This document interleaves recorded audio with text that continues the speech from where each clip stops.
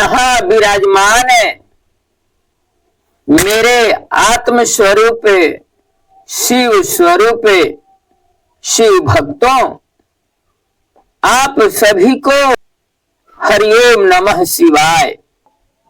आज का जो प्रसंग होगा यह है कृष्णेश्वर ज्योतिर्लिंग पर आधारित होगा। सुधर्मा ब्राह्मण के सुदेहा रहली औरत, सुधर्मा ब्राह्मण के सुदेहा रहली औरत, घुसमा के बेटा के मारी के दिहली मौत, घुसमा के बेटा के मारी के दिहली मौत, घुसमा जी शिवाजी में ध्यान लगाई दिहनी, घुसमा जी शिवाजी में ध्यान लगाई दिहनी,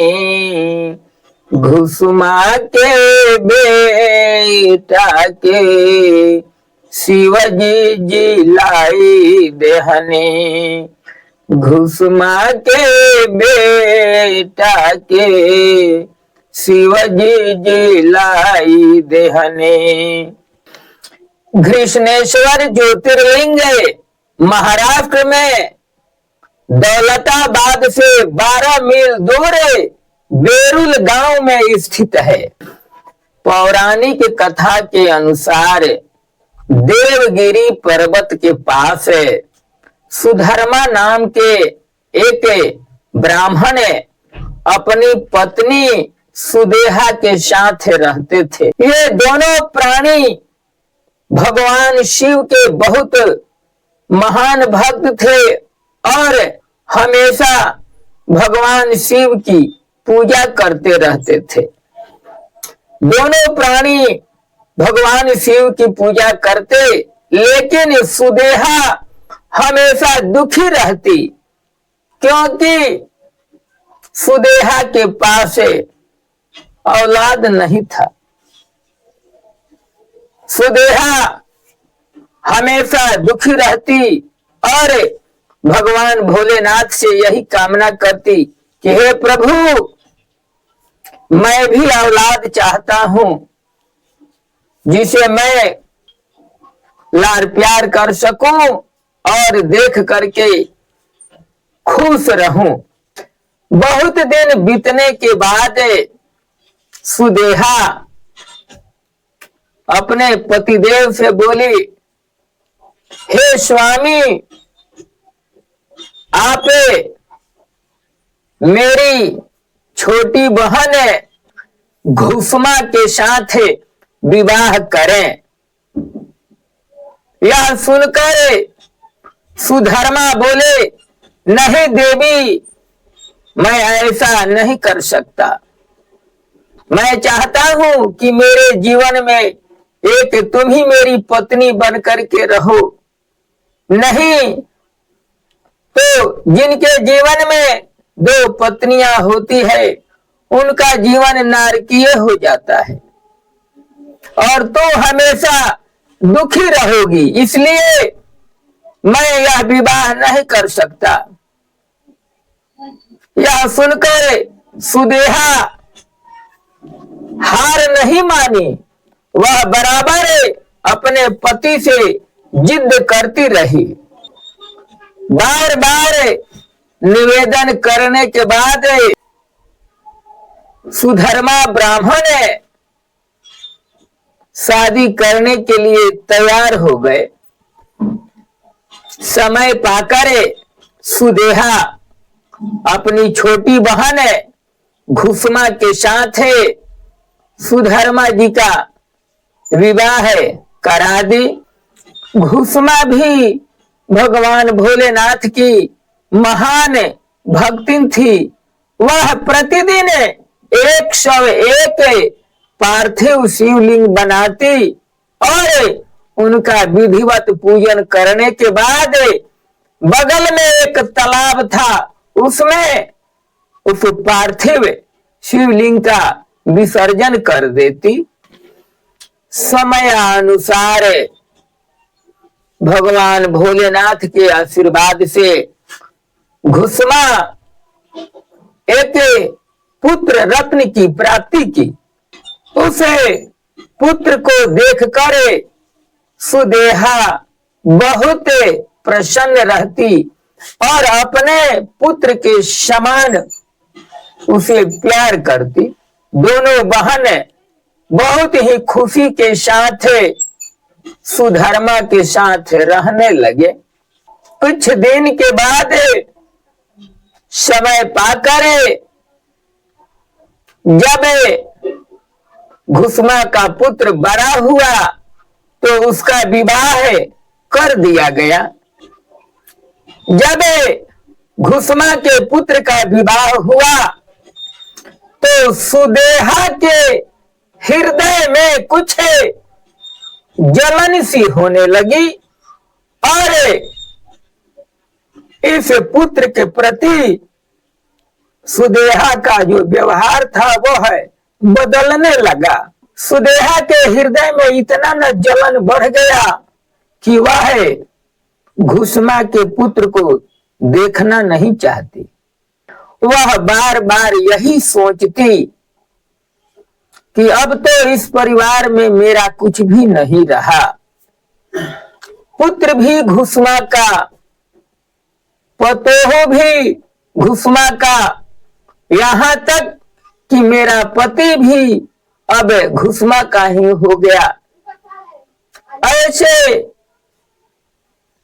महसूस होता है कि इस परिवार में मेरा अब कुछ भी नहीं। इस तरह की पागलपन सुदेहा के मस्तिष्क में समा गई और वह अपनी हद को पार कर गई। एक दिन जब घुसमा का पुत्र सोया हुआ था, उसे अकेला देख करके रात्रि में सुदेहा ने उसका टुकड़ा टुकड़ा कर दिया और उसे ले जा करके उस बगल वाली तालाब में डाल दी, जिसमें घुसमा पार्थिव शिवलिंग को पूजा के बाद डालती।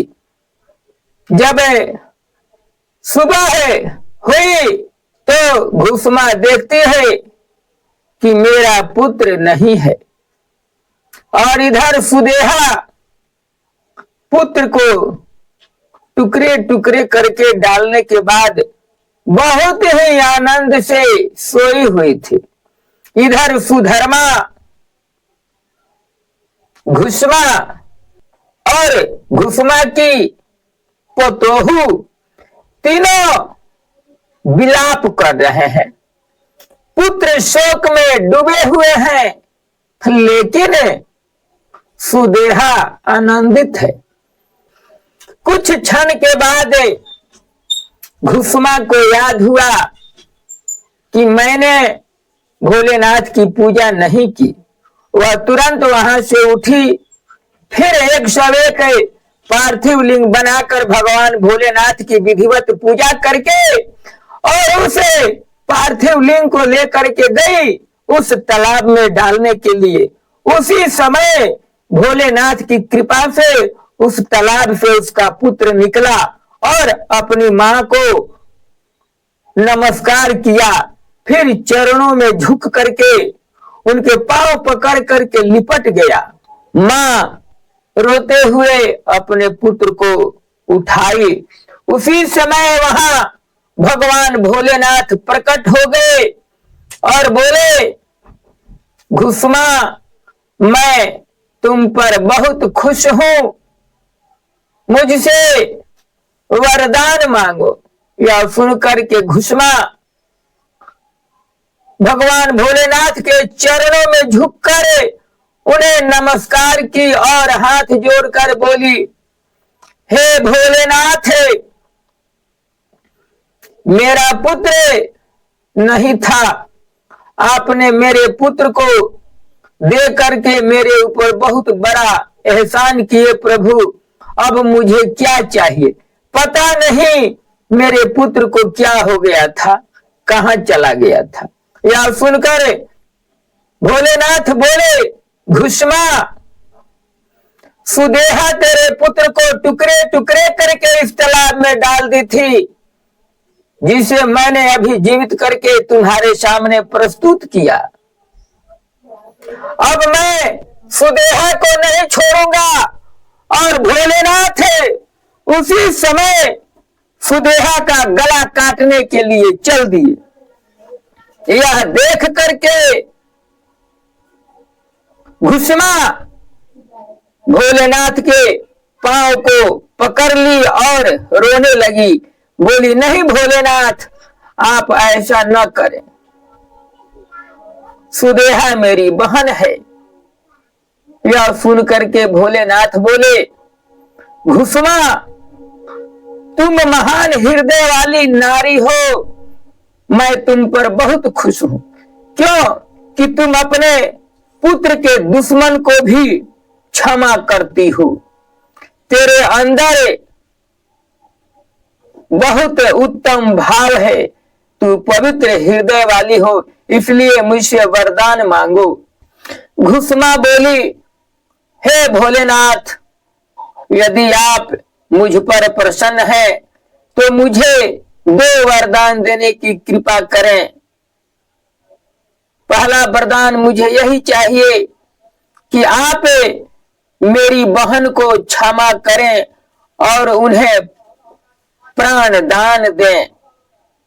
और मैं दूसरी वरदान यही चाहती हूं कि आप इसी स्थान पर अपने पूर्ण ज्योतिर्स्वरूप में स्थापित हो करके इस जगत का कल्याण करें प्रभु, इस जगत का कल्याण करें।